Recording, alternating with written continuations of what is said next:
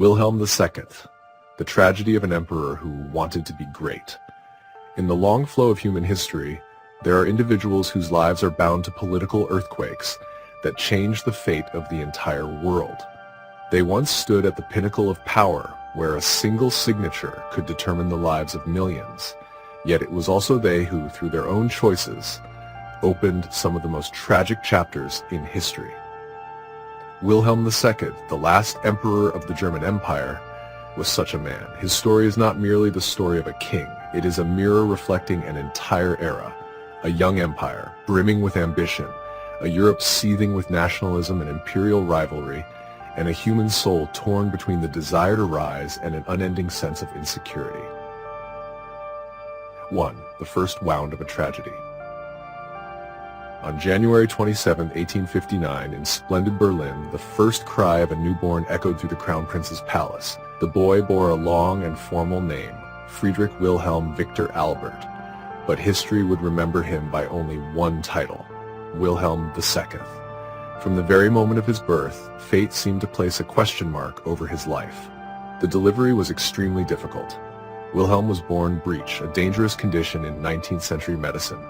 In their panic, the doctors employed crude methods, and the result was permanent damage to the nerves of his left arm.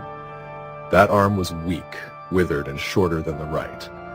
A defect that might seem small, but in Prussian society, where military strength was revered almost as a religion, it became a crack in the image of perfect power.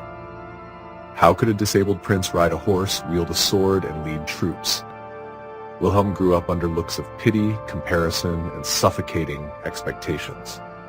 His mother, Princess Victoria, daughter of the Queen of England, carried a deep sense of guilt. She forced her son to ride horses, practice shooting, and live as though he were completely normal. But instead of healing, such harshness only deepened his sense of inferiority.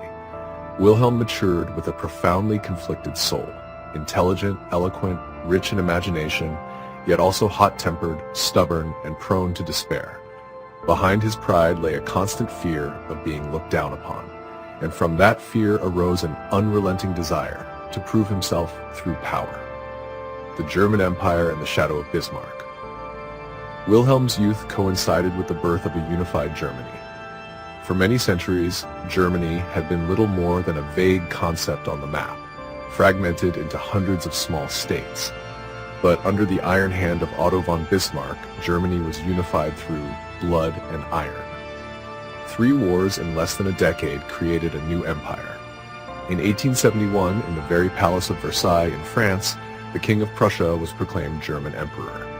Bismarck was not only the unifier of Germany, he was also the architect of European peace after unification. Fully aware that Germany was too strong not to inspire fear, he pursued a cautious foreign policy, avoided conflict, and maintained balance with Britain and Russia. But Wilhelm, when he ascended the throne in 1888 at the age of 29, saw the world through different eyes. He did not want to be an emperor who stood behind the scenes. He refused to live in the enormous shadow of the Iron Chancellor. Conflict was inevitable. #3 The fateful decision, dismissing Bismarck. In 1890, Wilhelm II forced Bismarck to resign. The famous political cartoon Dropping the Pilot captured that moment. Wilhelm standing on the deck of a ship, looking down at Bismarck as he descended the gangway. An era ended, and an era of instability began. Without Bismarck, Germany lost the one man capable of steering the national ship through dangerous waters. His successors as Chancellor were weak, dependent on the Kaiser's volatile temperament. Wilhelm was now completely free to pursue his dream. World policy, ambition beyond capacity. Wilhelm believed that Germany deserved a place in the sun.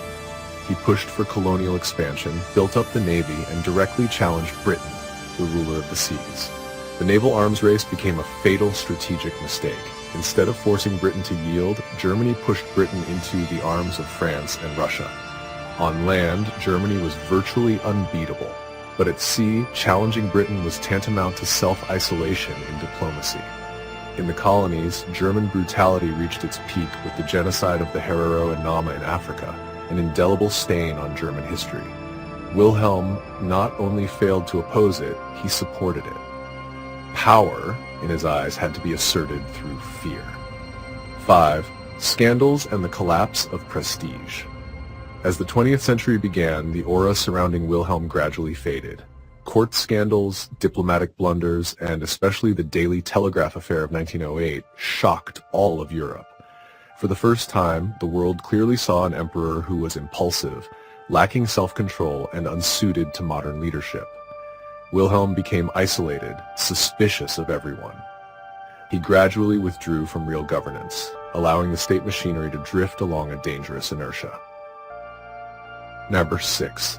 The blank check and the road with no exit. In 1914, the assassination in Sarajevo blew away any remaining hope for peace. Wilhelm gave Austria-Hungary a blank check, a pledge of unconditional support. It was the most dangerous decision of his life. Only weeks later, all of Europe was engulfed in flames. The First World War erupted. Ironically, as the war expanded, Wilhelm's role faded. Real power fell into the hands of the generals. He became an emperor in name only. 7. Collapse, exile, and a quiet end. In 1918, Germany collapsed from within. Revolution erupted. The army turned its back. The Allies refused to negotiate with a Germany still headed by Wilhelm. On November 9, 1918, he was forced to abdicate. The last emperor of Germany left his homeland in silence and humiliation. For the rest of his life, he lived in exile in the Netherlands, writing memoirs, studying archaeology, chopping wood in the forest, a bitterly ironic contrast to his former glory. Wilhelm II died in 1941, at a time when Germany was once again sinking into a nightmare even more horrific. 8. A tragic legacy. Wilhelm II was not the sole cause of the First World War, but he was a dangerous catalyst, a man who fused personal ambition with national power while lacking the necessary restraint. His life is a great lesson of history. When pride surpasses reason, when power is not accompanied by responsibility, when personal insecurity is projected into national policy, history will show no mercy. Wilhelm II, a man who wanted to be great, but was ultimately swept away forever by his own ambition and loneliness.